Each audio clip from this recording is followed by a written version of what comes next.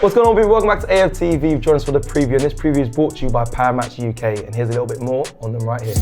Arsenal enter the new year looking to cut Liverpool's gap at the top. They travel to Brighton, where they've had some decent luck recently, remaining unbeaten in their last 4, including that big 3-0 win on the South Coast last season.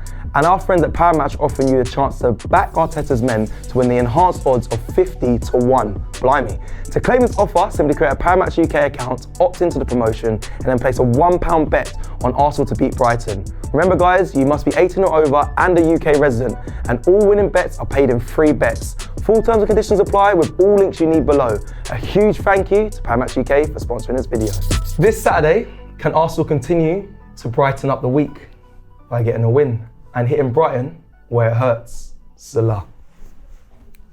Welcome to the preview. Let's get into this. 5:30 PM kickoff at the Amex. It is Brighton versus Arsenal. You like that one hurts? Salah in it. It took me a sec. He liked it. Turkish looking. It was a delayed one, but he got it then. I don't get it. Kick him where it hurts. You like Brighton Salah. No, Herzl's the manager.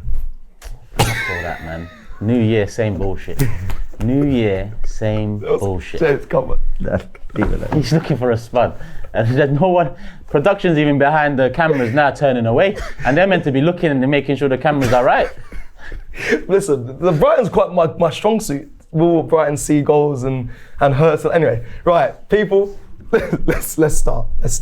We're gonna be semi-quick on this question quickly. Okay. We're midway through the season, 9 games. Just a quick mid-season.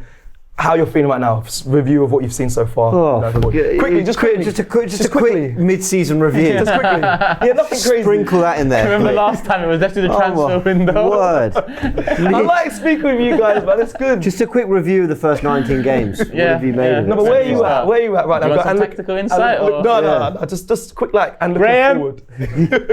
We need you. But we first half not too bad. Not too bad this season. Not great. Yeah. Listen, it's better. Okay. What do you mean not too bad? We're 6 points off top. Not too good either. Yeah, exactly. Not too bad, not too good. You're a glass half full guy. I get it, man. I'll tell you what isn't too bad. I think we've won 10 of our last 12 games, 2 draws in there. That's actually a good run of form. The problem is, it's because of the work we had to do that it doesn't feel particularly acceptable form, even though it really probably should be. Yeah. If we actually repeat that over the next 12 games and the 12 games after that, I'm actually pretty confident we have a good season. The thing is, Fulham away, with the chance we had, Everton at home, that's where the drop points came. So on the Arsenal front, things aren't so bad. Liverpool are just so exceptional that we're always going to keep asking that question, and we're going to look at where the drop points came earlier in the season, and we're going to keep applying that context. But the form isn't so bad. But no, that's it. That's all I'll say. Mid-season review. He's not wrong. The form, I think it's since Odegaard's come back, it's the 10 wins in 12, right? You could even add the Chelsea draw in there and make it 10 wins in 13 with a draw at the bridge. Isn't so bad, really. It's not too bad. I mean, again, James is right.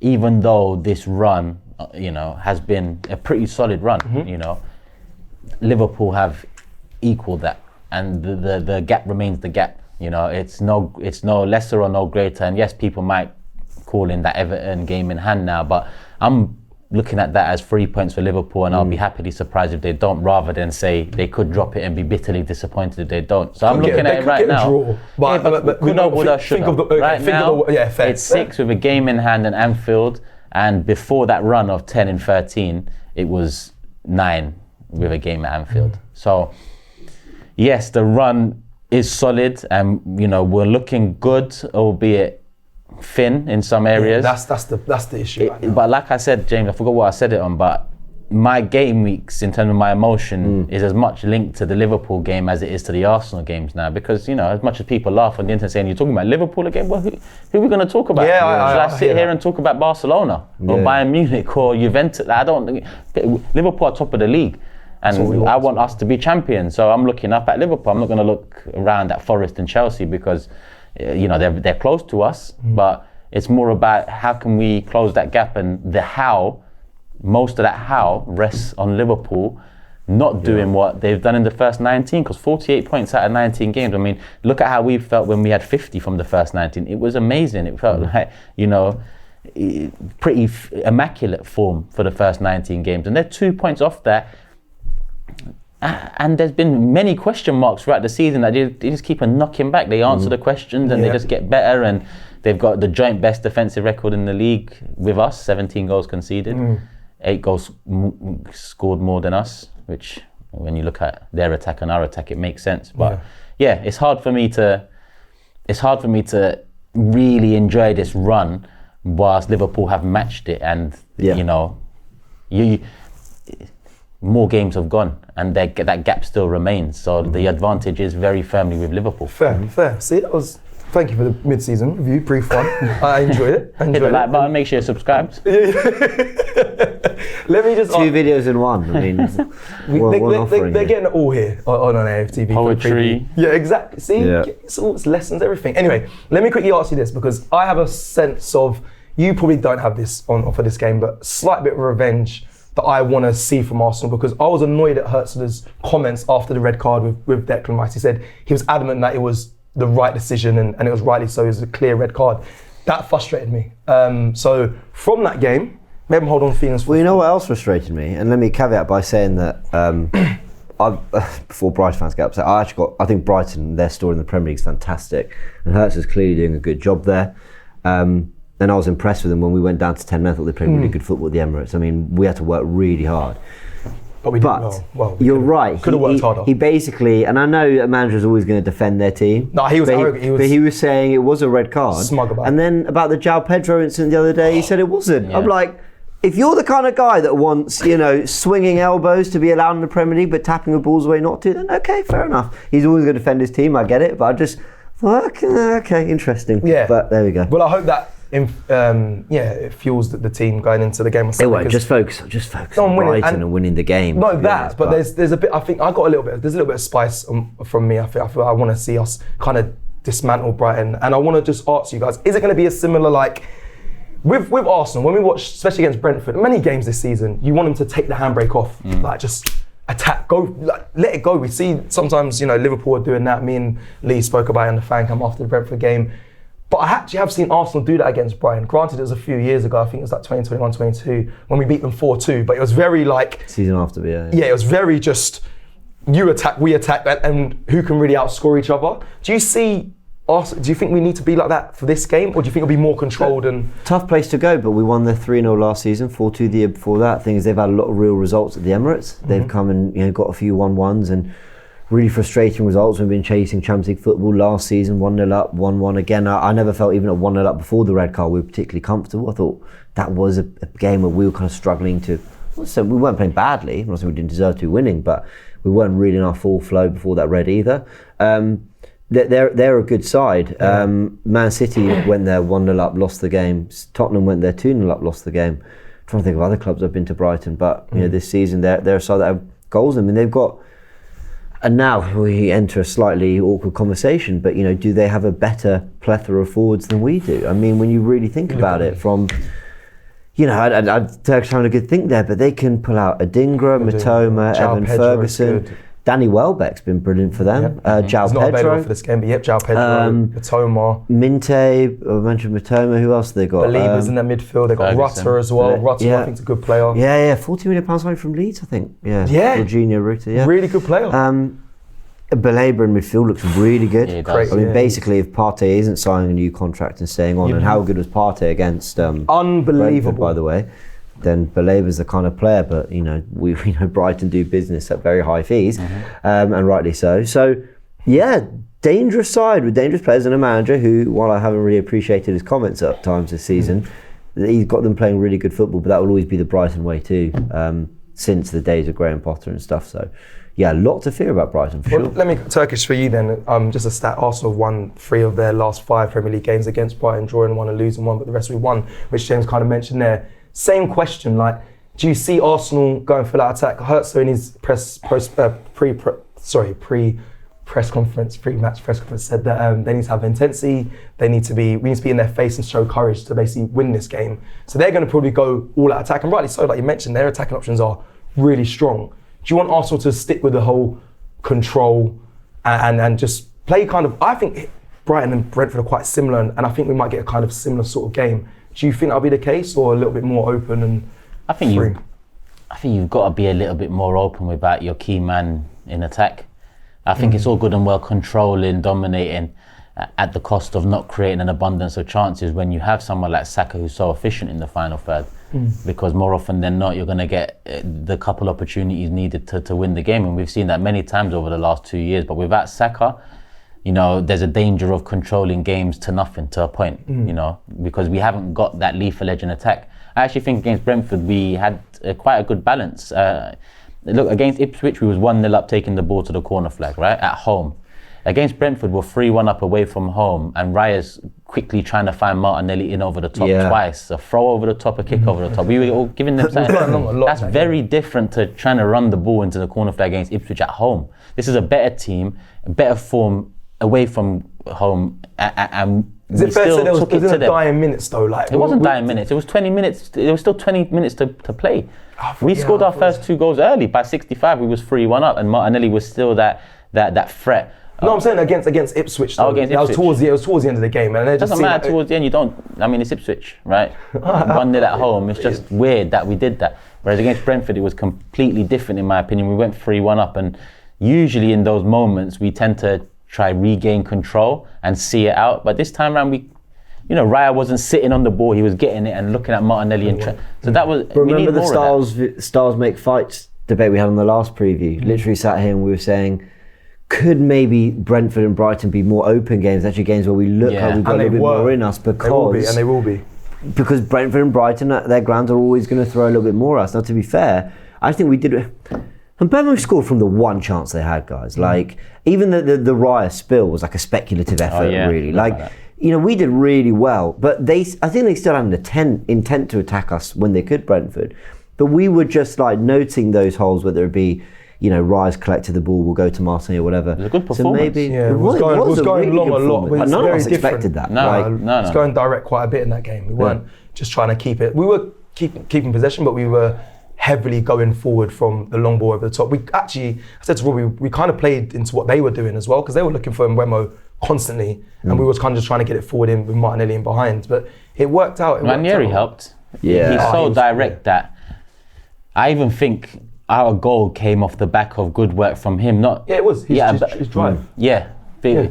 Because I think Brentford had a corner. He got headed out, and Ranieri had 3 men on him. Couple drops to the shoulder, he plays it in, we win the free kick, and that's where the first chance came 25 minutes in, where, listen, I was far from it, but Partey looked like he probably should have scored, and I think someone followed it up. It looked like a scramble. Yeah. And then from there, Brentford went on the attack, the Raya thing happened, and then we went back the other end. And so not just that moment, but anytime Ranieri got the ball, he was, I'm not going to say it's an amazing performance, but he was very direct. He could beat players. He was passing, moving. He was picking up the pockets, wanted the 1-2s. So it was a very good performance from him, in my opinion. And I think for the fans that have been calling for Ranieri to get the start on the right, I think we were always saying it was slight hesitation because Arteta's not really used him on the right, apart from maybe a sub appearance against West Ham. In pre-season, he had Ranieri in the midfield 3 against Bournemouth. Do you remember that pre-season game? He was in the midfield 3 with Vieira out on the right. And I was looking at it going, but he looks more like Saka and he's more like Ødegaard. Why are we doing this? But so he never really knew whether Arteta fully. He said in press conferences, we can play across front 3. All well and good saying in the academy, you played. No, I know. People forget. I did a whole breakdown in the summer. This guy, for me, is more suited to the front 3. Yeah, agreed. But sometimes it's just get the right profiles in there. That's why. And we had let's not keep opening the Vieira can of worms, but that's why when we talk about the Vieira thing in the last video, it's like, but if we're talking about someone when Ødegaard's not available to play, I'd have liked him to have been used in that way, Vieira, over the years, whereas we used him as a left 8 or a right winger. And so he's the closest thing to that player. So that's where he should be playing when he does get the odd opportunity. Now with Saka unavailable, he had to do something, whether it be Trossard starting, because he could have started Trossard and put Jesus on the right. He didn't do that. He could put Martinelli on the right with Trossard on the left. It was a brave decision from Arteta, full credit to him. He went with Ranieri on the right. It's a close thing we got to Saka. And he wasn't just always turning on the inside. He went on the outside quite a few times at the fullback. So he had that unpredictability of which way is he going to go. And he was terrific. Unbelievable.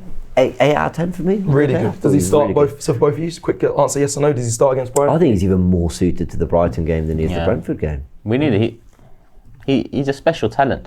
Do I think he's ready for this responsibility? Probably not. But I didn't think Fabregas was ready. I didn't think Wilshere was ready. It's just that we've also got to learn off of those two mistakes in the end, because it's not like they had a long, fulfilling career at the club for one reason or another. But in this moment, I can't lie, if you ask me who our most exciting available attacker is, it's Nwaneri. Yeah. By some distance. I don't know who's second behind him, if I'm honest with you. Probably Martinelli, who's finally getting some goals. Right now, it's probably Jesus who's got 6 in 4. Actually, you're right. Jesus. But that just shows and that shows the situation we have in attacks. And Nwaneri, for me, key. And I think like it was his first start, but I think we can do better on the pitch to accommodate for him. Because as much as I agree with you, he looks better in the forward line. I actually see something in him in terms of an old school 10 type, where you give him some freedom in that space. Like I wanted to see some more shots from him from outside the box, but he didn't really pick up that space often enough, because he, in my opinion, the team wasn't tailored to him as it is to Saka, which I get. I understand. But I need to look at him defensively. I need to look at him a bit more defensively, because I think that 10 is kind of being pushed out, especially in this Arsenal and Arteta setup. You have to work as hard defensively as defensively. I always speak about it, but I didn't really look at how defensively good he is. Even when I know Saka does both tremendously well, can you give him that freedom to allow? That really means you kind of not build around him, but you've got to allow that player to do that by having a solid structure behind, say, go and do what we want to do going forward. I don't know if we have that yet. I don't know if it's too early to say, go and just enjoy yourself. I think he's got Timber as his right back. He's got Partey, who always drifts right slightly. The William Saliba, and there's plenty of cover there. I think. My word, like let's just let our forwards just excel a little bit. Maybe if we're talking about more experienced players, sure, but I think if you're going to get the best out of Nwaneri, it's just letting him enjoy his football right now. Already he's going to have the weight of what he's doing as a 17-year-old playing Premier League football. And of course, anyone who comes into the 11 needs to do everything that is required of that role, whether you're 17 or 28. I totally get that. But at the same time, there's enough around there. I felt this was true of Saka, that we didn't always need Saka dropping back into a fullback position, essentially out of possession. Like, let's leave them slightly up the pitch. Let's, let them express themselves a bit more. But we don't need another robot. Yeah, basically. We're at a stage where you like these creative players, and you like them. You like the ones. We need a couple players that the manager's looking at him saying, "Don't do that." He does it, and it's top bins. We need a couple of those players that have that in them. That in that moment, they know what they're doing. They believe in themselves. They don't need to make that extra pass, because that's what they're doing on the training pitch. They see an opportunity and they try and take it, because that separates the legends, the GOATs. And modern football's killing that sort of player, though. 100%. So I think there's also that balance there. We've got a lot of, I say robots, it sounds disrespectful. We've got a lot of players that follow stringent instruction. Yeah, which is... I think we're at a stage, that's why the signings for me are so important, not just summer gone, January and moving forward, because now we're at a stage where we just need that star man. Now, I'm not saying giving that tag to a 17, 18-year-old in Nwaneri is right, it's not. But right now, having not moved in January yet, albeit a couple of days in, our most exciting player is this player, and he is also the player that can pull something out of nothing. I don't think Havertz can. Martinelli can't at this moment in time.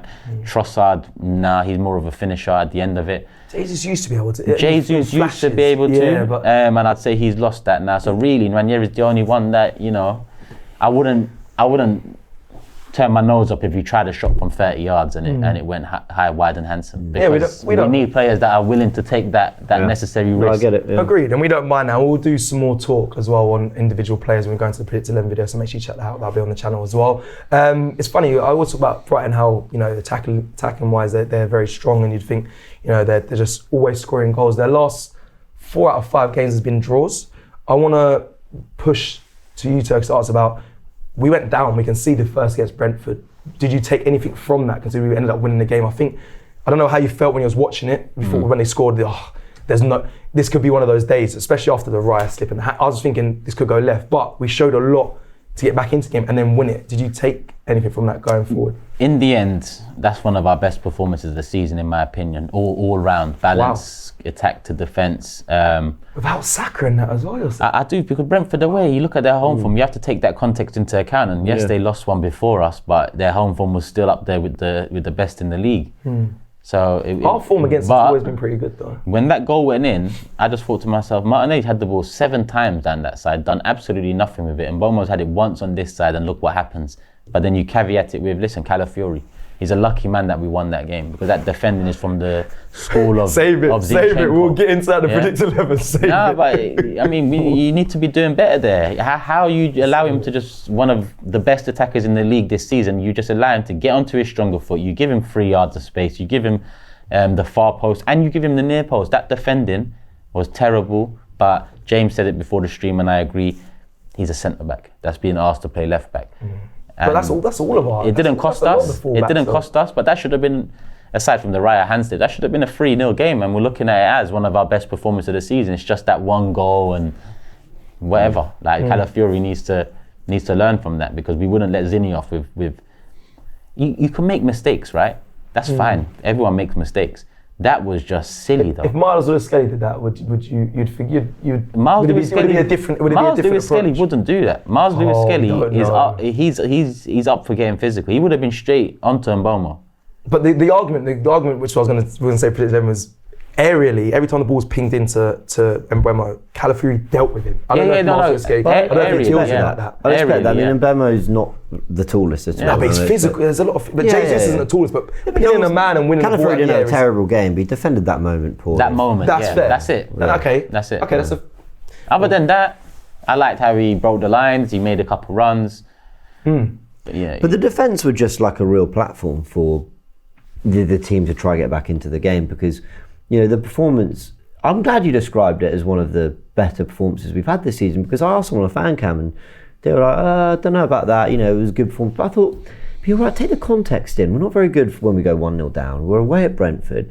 We're missing Saka as well. And actually, what I liked about it wasn't that Arsenal basically tick-attacked their way through a stubborn Brentford defence. Actually, far from it. It was just sheer willpower. They just wanted it more. Like, that goal, the equaliser, that's Marino, Partey, and I think either Waneri or Ødegaard, I can't remember who it was, all surrounding Mbemo as he's trying to make his way out. Yeah. And people are saying, well, Mbemo, get rid of it. But you kind of can't in that moment. You're like, well, I could kick it, but it could just hit another Arsenal player, to be fair. We just swarmed around him. And just bam, from there we find an equaliser. Second goal, set piece FC, but it wasn't like a clean routine where nice ball into the box. Okay, we had to fight to put him back in the net. Third one was Martinelli, a goal, boom, into the box. They actually cleared the initial cross from Waneri. It was just willpower, it was just wanting it. It was just being in the areas that you need to flood. They were kind of, and I mean this is a compliment to Liverpool, they were kind of Liverpool-esque in the way they could just cause a bit of chaos and disrupt them. And I think we've lacked that. So it was good to see. I think Arsenal, on the day, just responded really well. Well, actually not immediately, because when we were 1-0 down, I thought we were crap from the next 10 minutes. We were. But then we wrestled something back into it. And I think we just wanted it more on the day, and we got it. Fair enough. Let's go into score predictions before we go into just some information around the game. Anthony Taylor will be the referee for this game. They've got a new signing. It's Diego from Inter Miami, the midfielder. He's not available for this game. It's too soon for him to be playing this game. Another club who've signed a player before us, Turkish. Diego, January 2nd now. I was thinking about it yesterday, Turkish, as no on the first. No, it was yesterday the first. Yeah, yesterday, thinking to myself, some release clauses must have been met by now, because obviously Turkish is expecting that the player's kind of nearly signed by the end of the first week. Yeah, straight should be an announcement pretty soon on a player, I imagine. I got Fabrizio's tweets, some notification. But we haven't really heard much from Arsenal, because I know that Brighton kind of they signed a player. They had it pre-planned for quite a few weeks. We haven't really heard that something's very close for Arsenal. Not that you always need to hear it, but it doesn't seem like anything's going to be triggered anytime, imminently, like straight away. But yeah, Diego Gomez, he won't be available, and Danny Welbeck also, I believe, won't be available. We'll go through a lot of this in the Predict 11. But score predictions, boys, Turkish. 2-2. What was your Brentford one? I know, I like that. It was 2-2 as well. Keep going for 2-2s. I'm going to go for another a 2-1. I went 2-1 last one for Brentford, and I feel like these games, I don't know why, I just feel like they're very similar in profiles. I'm going to go 4-1. This should be more open. Yeah, I'm going to go 4-1 Arsenal.